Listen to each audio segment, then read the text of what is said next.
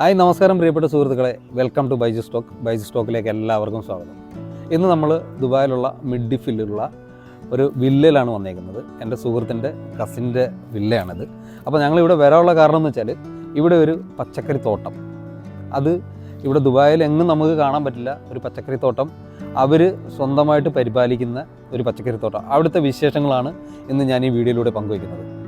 അപ്പോൾ നമുക്ക് ഇവിടെ വരുമ്പം തന്നെ കാണാൻ പറ്റും, കുറേ ഭംഗിയായിട്ടാണ് അവർ ഈ പച്ചക്കറി തോട്ടം ഒരുക്കിയേക്കുന്നത്. നമ്മൾ ഇവിടെ എത്തുമ്പം തന്നെ ഈ എൻട്രൻസിൽ തന്നെ കുറേ സാധനങ്ങളുണ്ട്. അതേപോലെ തന്നെ നമുക്ക് ഇങ്ങോട്ട് പോയാൽ കാണാൻ പറ്റും കുറേ പച്ചക്കറി നേരത്തെ കൃഷി ചെയ്തതുണ്ട്.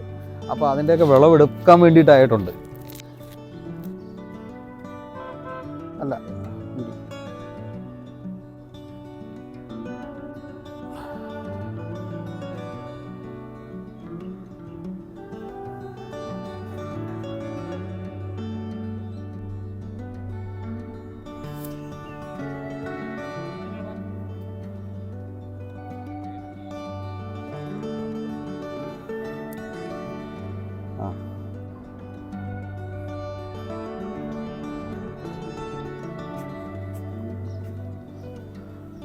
അപ്പോൾ ഇതാണ് നമ്മൾ പറഞ്ഞ പച്ചക്കറി തോട്ടം ഉള്ള സ്ഥലം. അപ്പോൾ നമുക്ക് അവിടുത്തെ വിശേഷങ്ങളും കാഴ്ചകളും കാണാം. ഇവിടെ കുറേ പച്ചക്കറി ഇപ്പം ഉണ്ട്, ആൾറെഡി നിലവിലുണ്ട്. പിന്നെ കുറേയൊക്കെ പയറ് അങ്ങനെയുള്ള സാധനങ്ങളൊക്കെ ഇവിടെ ഇപ്പം വിളവെടുപ്പിനുള്ള സമയമായിട്ടുണ്ട്.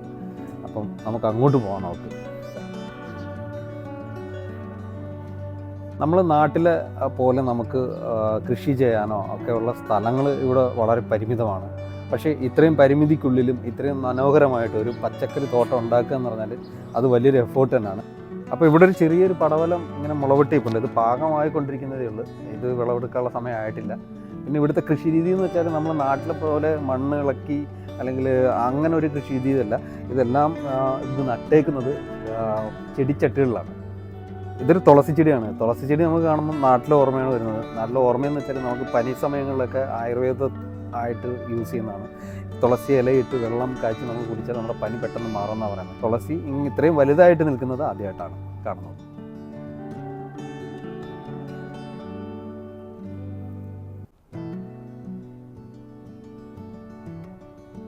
സത്യം പറഞ്ഞാൽ ഞെട്ടിപ്പോയിട്ടുണ്ട്. കാരണം ഇത്രയും എഫേർട്ട് എടുത്ത് ഇങ്ങനെ ഒരു പച്ചക്കറി തോട്ടം സെറ്റ് ചെയ്ത് അത് വിളവെടുക്കുന്നത് വരെ എത്തിക്കുക എന്ന് പറഞ്ഞാൽ അത് വലിയൊരു എഫേർട്ടാണ്.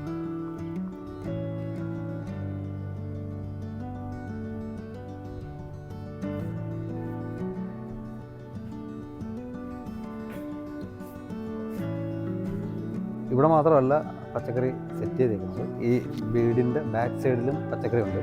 അപ്പോൾ അത് നമുക്കൊന്ന് കാണാം. അത് മണ്ണിലാണ് കേട്ടോ ചെയ്തേക്കുന്നത്.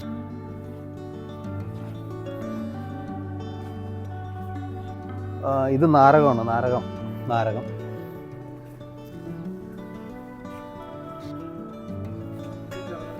കത്രിക്ക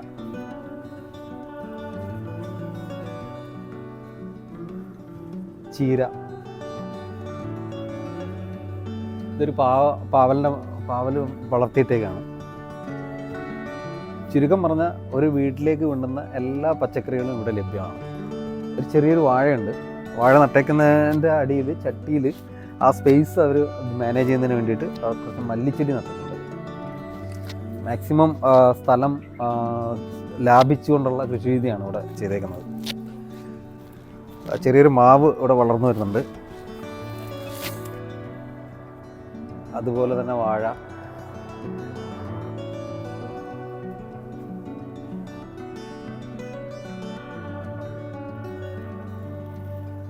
കോവക്കയൊക്കെ പിടിച്ച് കിടക്കുകയാണ്. പിന്നെ അതുപോലെ തന്നെ കറിവേപ്പില ഉണ്ട്. ഇതൊരു വലിയ മരമാണ് കേട്ടോ. കറിവേപ്പില എവിടെ വെച്ചാലും വലിയ മരമാണ്, നന്നായിട്ടുണ്ട്.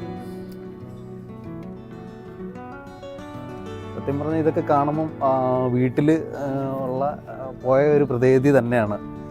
ഇവിടെ കുറേ പാവലുണ്ട് കേട്ടോ. പാവല് കുറേയൊക്കെ ഇവിടെ പഴുത്ത് പോയിട്ടുണ്ട് കേട്ടോ പാവല്.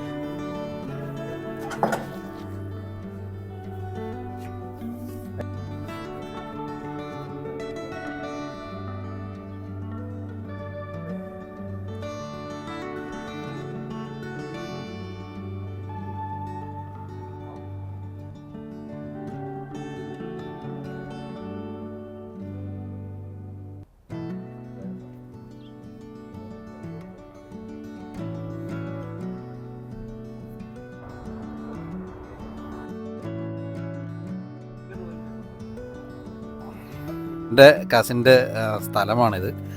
അപ്പോൾ അവൻ വന്നിട്ട് പിന്നെ കുറച്ച് കോവയ്ക്കയും പിന്നെ പയറും അങ്ങനെയുള്ള സാധനങ്ങളെല്ലാം ഇവിടുന്ന് കൊണ്ടുപോകാനുള്ള പരിപാടിയാണ്.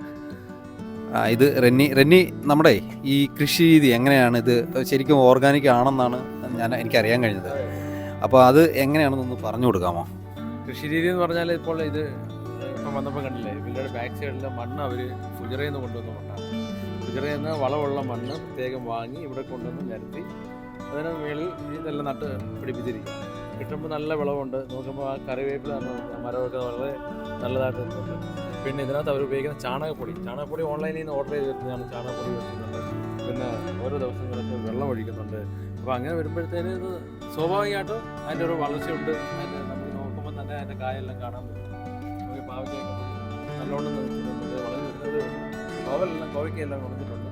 അപ്പോൾ ചെറിയൊരു എന്തായാലും ഒരു നല്ല ഹാർഡ് വർക്ക് ഇതിൻ്റെ പിന്നിലുണ്ട്. ഇവിടുന്ന് എൻ്റെ കസിനാണ് ചെയ്യുന്നത്. അവള് വളരെയധികം ഇതിൻ്റെ പിന്നിൽ പ്രവർത്തിക്കുന്നുണ്ട്. അപ്പോൾ ഇതാണ് ഇവിടുത്തെ പച്ചക്കറി തോട്ടത്തിൻ്റെ വിശേഷങ്ങൾ. അപ്പം നമ്മൾ വന്ന സ്ഥിതിക്ക് ഇവിടുന്ന് കുറച്ച് പച്ചക്കറി വീട്ടിൽ കൊണ്ടുപോയി കറി വയ്ക്കാമെന്നുള്ള പ്ലാനിലാണ്. നമ്മൾ കുറച്ച് പച്ചക്കറി പറിക്കുന്നുണ്ട്.